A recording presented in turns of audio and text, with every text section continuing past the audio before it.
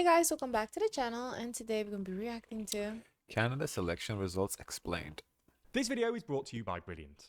Yesterday, Canadians went to the polls to elect their new government. Despite a slight tightening in the final days of the campaign, and a last-minute truth social from Donald Trump imploring Canadians to become America's 51st state, in the end, the Liberals, now led by former Bank of Canada Governor Mark Carney, won again, which would have been unimaginable only a few months ago.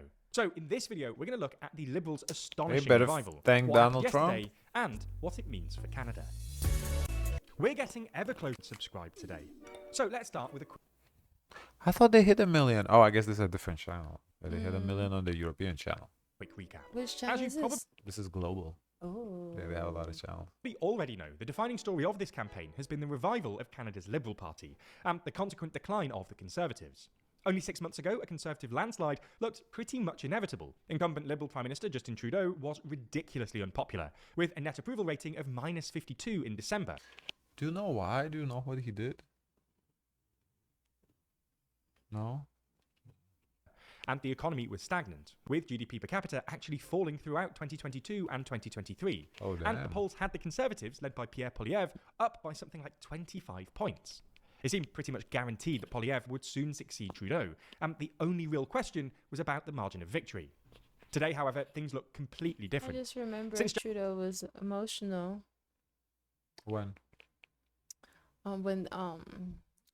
when they were doing the discussions, and I guess he lost like the popular vote, like he was no longer viewed as the more favorable candidate, and then I guess that was becoming impactful towards him. Because I do, like, from how I remember Trudeau, it was always, like, very well liked. Positive, Yeah, very yeah. I don't... Yeah. He must have done something for people to, like, completely flip on him. January, the Liberals have been steadily surging in the polls, while the Conservatives have been slipping. And most of the last pre-election polls had the Liberals slightly ahead of Conservatives. This reversal had two main drivers. First, and most obviously, Trump.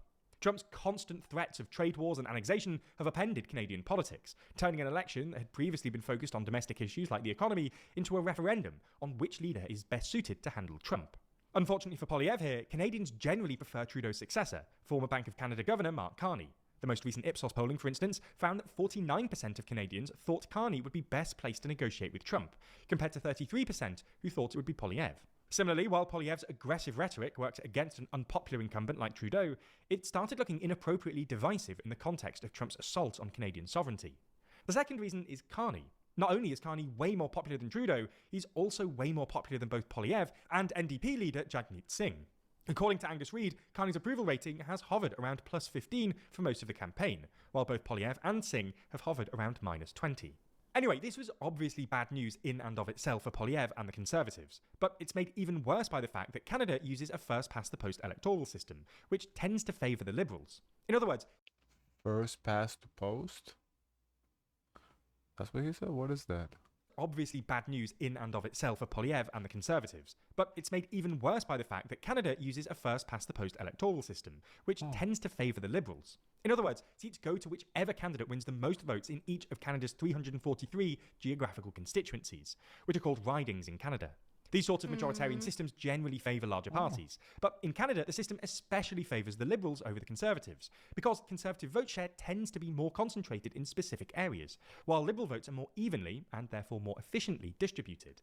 This is Which how it should be here in the States, but because of gerrymandering, they made that reverse. Okay. especially true at the election, because the Liberal poll surge came at the expense of the NDP, a smaller party to the left of the Liberals, who could have otherwise split the left-wing vote, which would have been great for the Conservatives. Anyway, you can sort of see what we mean if you compare 338 Canada's poll aggregator with its seat forecast. In mid-March, the Conservatives were still 3 points ahead of the Liberals, but 338 Canada was already predicting that the Liberals would win more seats, because their vote share is more evenly distributed. And you can sort of see this in the actual results, which started coming out earlier this morning. While the Liberals did beat the Conservatives in the popular vote, they slightly This is all underperformed in one day. Well, election day, I think so, yeah. Okay. I think the election happened yesterday. polls and only beat them by about 1.5 points, winning 43.1% of the vote to the Conservatives' 41.7%. Nonetheless, this translated into a pretty sizable seat advantage. With 96% of votes counted, the Liberals are currently projected to win 48.1%, or 166 of the 343 seats available, and the Conservatives on track to win 42.9%, or 146. As usual, the Liberals performed best in urban areas, including Toronto, Montreal, and Vancouver, while the Conservatives performed best in more rural areas in the southwest, especially in the provinces of Alberta and Saskatchewan. The remaining seats will mostly go to the Bloc Québécois, a Quebec nationalist party that only runs candidates in the province of Quebec, and the New Democratic Party, a social democratic party that sits to the left of the Liberals. This was actually an okay result for the Bloc Québécois, who slightly outperformed the polls and won a projected 23 seats. Wow. This is admittedly well down on the 32 they won at the last election, with most of these seats going to the Liberals, but it's still better than some of the more pessimistic pre-election polls. Conversely, it was a pretty terrible result for the NDP, who've been falling steadily in the polls ever since Carney took charge of the Liberals. Unfortunately for the NDP, they ended up slightly underperforming the polls, winning just 6.1% of the popular vote and just 7 seats.